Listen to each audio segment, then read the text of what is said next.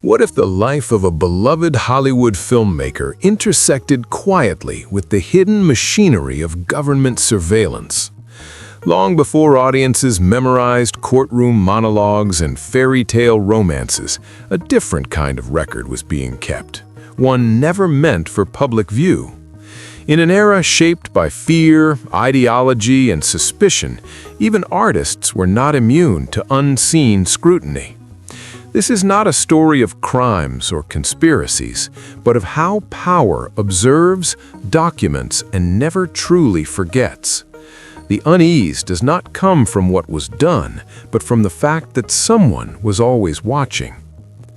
Rob Reiner was born on March 6, 1947, in the Bronx, New York City, to a family that lived and breathed entertainment. His father, Carl Reiner, was already a towering figure in American comedy, known for Your Show of Shows and for shaping the golden era of television. Growing up in Los Angeles after the family relocated, Rob was surrounded by creative energy, yet also by the subtle tension of a society still grappling with Cold War paranoia. Even in this vibrant, artistic world, unseen eyes were quietly observing those who dared to express themselves. His teenage years were spent exploring the film and television world that seemed both inviting and intimidating.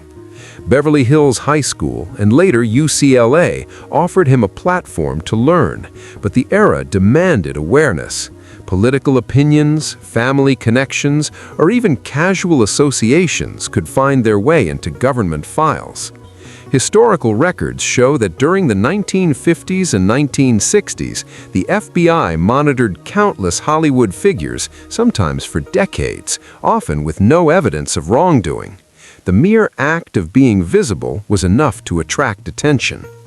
Reiner's first major breakthrough came in 1971 when he was cast as Michael "Meathead" Stivic on All in the Family.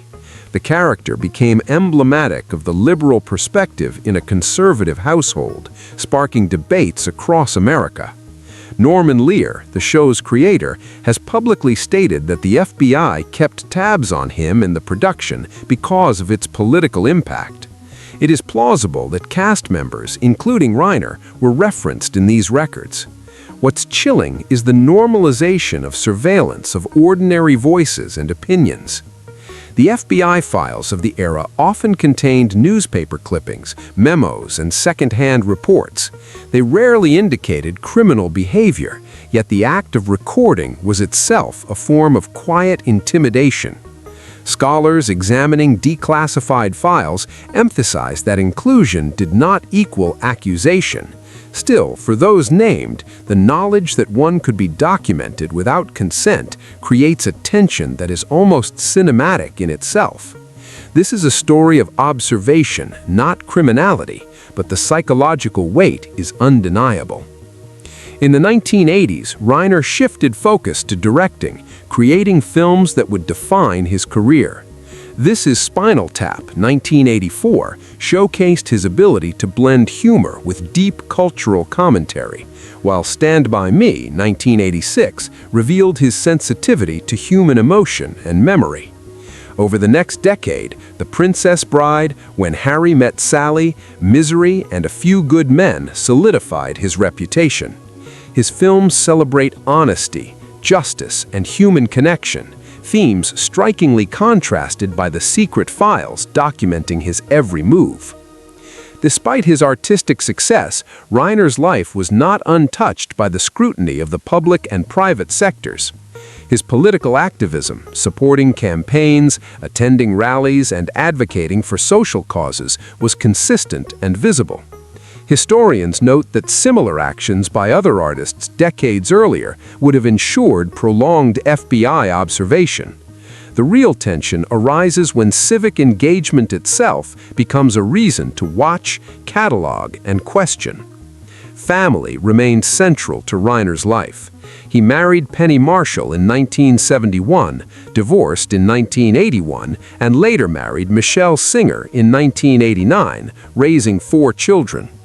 He has spoken about the importance of family stability amidst Hollywood chaos, emphasizing values that often permeate his films. While the world saw only the laughter, drama, and romance on screen, unseen eyes were quietly noting patterns, relationships, and associations. The Cold War backdrop cannot be understated. J. Edgar Hoover's FBI believed in preemptive surveillance to protect national security. Celebrities, writers, and artists all were swept into this culture of monitoring, sometimes for decades. Public records indicate that Hoover's bureau maintained files on thousands of Americans, many from minor political activity or mere association with someone deemed suspect. The chilling revelation is that observation often outlasted any legitimate concern. In interviews, Reiner has emphasized the importance of transparency, civic duty, and speaking out. He advocates for accountability and leadership and the responsibility of citizens to participate actively in democracy. This approach places him in a long line of public figures whose lawful, visible activism often drew government interest. The irony is stark. Those who champion freedom are frequently the ones quietly watched. One of the more unsettling aspects of FBI documentation is the use of redactions. Even decades after the fact, many files remain partially blacked out, obscuring sources, dates, and motivations. Scholars suggest that these blank spaces create anxiety and speculation far beyond the original content. It is in these omissions, the hidden lines, that true unease emerges, rather than in any revealed fact. Reiner's films consistently explore moral dilemmas, justice, and human connection. A Few Good Men asks what it means to do the right thing, while Stand By Me reflects on loyalty and courage in the face of societal pressures. These themes resonate powerfully against the backdrop of surveillance and monitoring. Art becomes a testament to freedom, empathy, and integrity. The juxtaposition of creative openness with secret scrutiny creates a narrative tension worthy of cinematic exploration.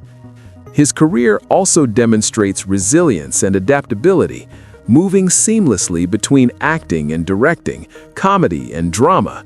Reiner cultivated a voice that was distinct yet relatable. He received multiple Academy Award nominations and won a Golden Globe for Best Director. Despite the acclaim, the quiet awareness that government records might exist in the background adds a subtle layer of tension to his otherwise celebrated career. Fame, it seems, never shields one from being observed. Rob Reiner's political engagement intensified in the 1990s and 2000s. He publicly supported healthcare reform, environmental initiatives, and campaign finance changes. He has spoken at rallies and participated in advisory boards, always emphasizing legal, public action. Historical precedent shows that earlier similar involvement would likely have guaranteed inclusion in FBI surveillance files.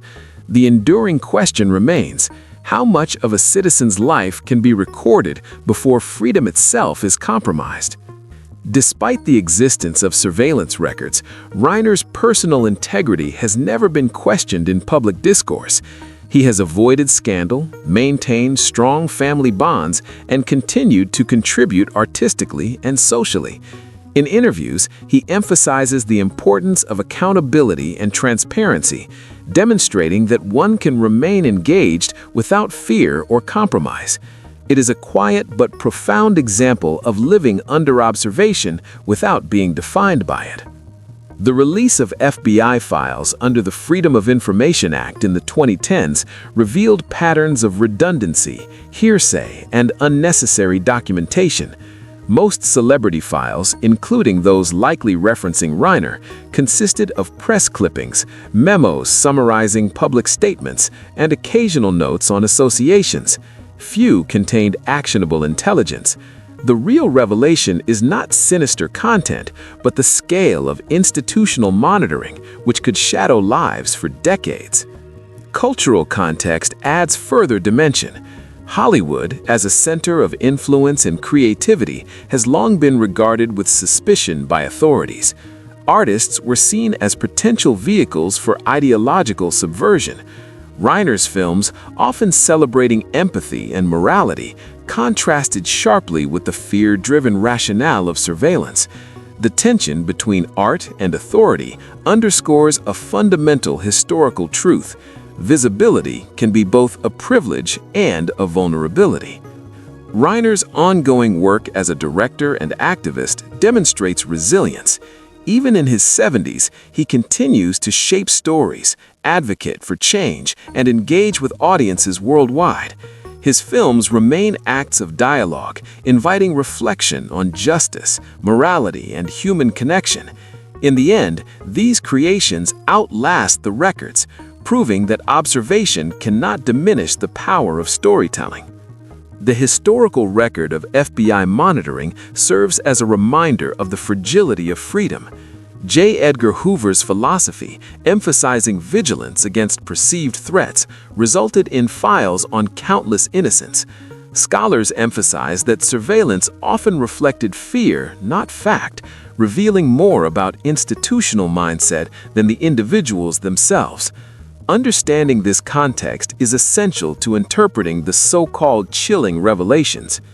In reflecting on this life under observation, it becomes clear that the most chilling aspect is the normalization of monitoring, not guilt, wrongdoing, or scandal, but the simple fact that ordinary lives, creative endeavors, and civic engagement could be quietly recorded, analyzed, and preserved in government archives.